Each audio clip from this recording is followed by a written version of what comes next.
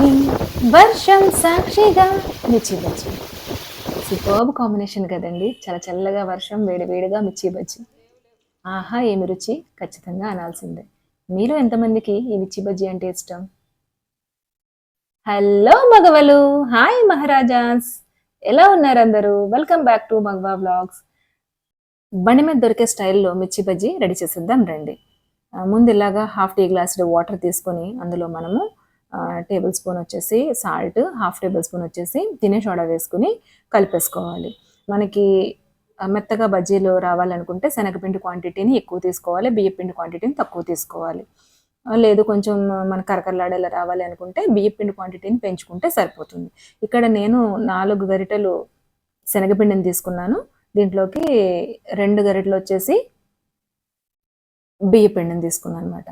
రెండిటిని కూడా మనము ఉండలు లేకుండా బాగా కలిపేసుకోవాలి. చూస్తున్నారు కదా, శనగపిండి కలిసిపోయిన తర్వాత ఇప్పుడు బియ్య పిండిని తీసుకుని రెండింటిని కూడా మనము బాగా కలిపేసుకుని ఉండలవి లేకుండా చూసుకోవాలి. సో మన కలర్ కోసం ఇందులో పసుపు కూడా యాడ్ చేసుకోవచ్చు, ఎల్లో కలర్ వస్తుంది. ఇంకా స్పైసీనెస్ కావాలనుకుంటే మీరు కారం కూడా యాడ్ చేసుకోండి.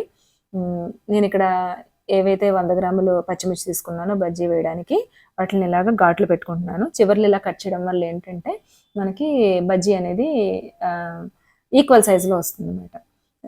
స్పైసీగానే తినాలనుకుంటున్నాను కాబట్టి అక్కడ నేను సీడ్స్ అనేవి లోపలివి తీయట్లేదు. చూస్తున్నారు కదా. ఈ లోపల ఏం చేయాలంటే బాండి పెట్టుకుని ఆయిల్ వేసుకుని హీట్ అవనివ్వాలి. ఈ ఘాట్లు పెట్టుకున్న దాంట్లోకి సీక్రెట్ ఇంగ్రీడియంట్ మిర్చి బజ్జీకి కావాల్సిన స్టఫ్, దాన్ని ఇప్పుడు ఇందులో ఫిల్ చేసేయాలన్నమాట ఈ ఘాట్లలో. దానికోసం ఏంటంటే నేను ఇక్కడ చిన్న నిమ్మకాయ సైజు చింతపండు తీసుకుని దాన్ని గుజ్జుని తీసేసాను. కొంచెం సాల్ట్, మీకు కావాలంటే వాము వేసుకోండి, లేదంటే జీలకర్ర అయినా, మొత్తం కలిపేసి ఇప్పుడు ఈ మిశ్రమాన్ని మనం ఘాట్లు పెట్టుకున్న మిరపకాయల్లోకి పట్టించేసేయాలన్నమాట. చూస్తున్నారు కదా. సో ఇప్పుడు దీన్ని ఇలా ఘాట్లు పెట్టిన దాంట్లోకి పట్టించేసుకుని, సో 15 వాటిలోకి ఖచ్చితంగా ఇది సరిపోతుంది, చిన్న నిమ్మకాయ సైజ్ అయితే మాత్రం. అయిపోయిన తర్వాత వీటిలన్నిటిని కూడా ఇలాగా పక్కన పెట్టేసుకుని మనం ఏదైతే పిండి కలుపుకుని పెట్టుకున్నామో ముందు, ఆ పిండిలో ఈ మిరపకాయలని డిప్ చేసుకోవాలి. ఈవెన్గా పిండి అంతా కూడా చుట్టూరా స్ప్రెడ్ అయ్యేలాగా చూసుకుని వేడివేడిగా మరుగుతున్న ఆయిల్లో వేసేసుకోవాలి. సిమ్లోనే ఉంచి ఫస్ట్ వేయించుకుని తర్వాత మనము గోల్డెన్ బ్రౌన్ వచ్చిన తర్వాత వాటిని పక్కకు తీసేసుకుని పెట్టుకోవాలి. సో స్పైసీగా తినాలనుకున్న వాళ్ళు సింగిల్ కోటింగ్తో సరిపెడితే మనకి ఇలా సన్నగా బజ్జీలు సరిపోతాయి.